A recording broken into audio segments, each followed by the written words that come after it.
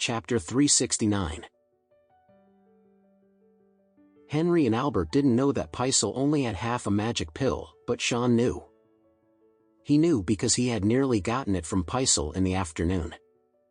He didn't dare to go up against Paisel himself, but if he passed the duty to the ignorant father and son duo, he could sit back and enjoy the fruits of their work with just a few simple tricks. For example, he could first imitate a few pills based on the real thing that he had seen today. Then, after they had kidnapped Paisel, he could search for the authentic pill on Paisel's body and slip the fake pills together. Until then, not only could he cure his impotence, but he could also blame Paisel's death on them. Henry, on the other hand, didn't overthink it. In his opinion, the enemy of his enemy was his friend. Since they had the same enemy, they could be comrade in arms. The more the merrier. Besides, they could divide the risk evenly, so why not? As for the magic pill, he didn't know how much Paisel had, but to him, Paisel had to die regardless because he and his son were very pissed with him right now. Hence, he exchanged phone numbers with Sean and agreed to make time for a phone call the next day. Then, he and Albert left the clinic with the gasoline doctorums in tow. Sean was rather complacent about his plan. He quickly drove back to the Richard family villa, planning to make some dough, add some black paint, and knead out some sphere-shaped dough that imitated the pill.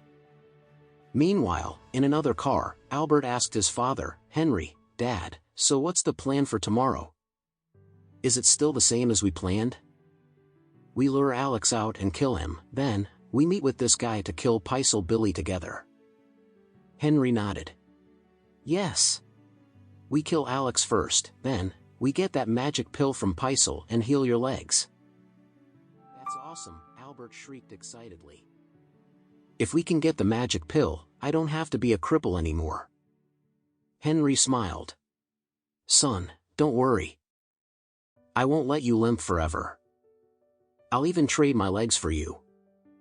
Then, he added, "Let's go home and take a rest. Tomorrow, call Elaine and proceed as we planned." "All right, Dad."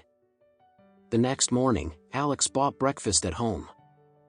When Elaine had finished her breakfast, she went out to play cards with her friends. Elaine loved playing cards. Whenever she was free, she would go to her friend's house to play cards. Just as she exited the house and walked toward her friend's place, her phone rang. She took out her phone and was surprised to see that it was Albert. She quickly answered the call. "Hey, Albert, what's the matter?" Ever since Emma had married Alex, Elaine had only had one thing in mind, and that was how to get her daughter to divorce Alex and then marry her into a wealthy family. At first, she had wanted her daughter to marry George, but the George family had suddenly gone bankrupt overnight.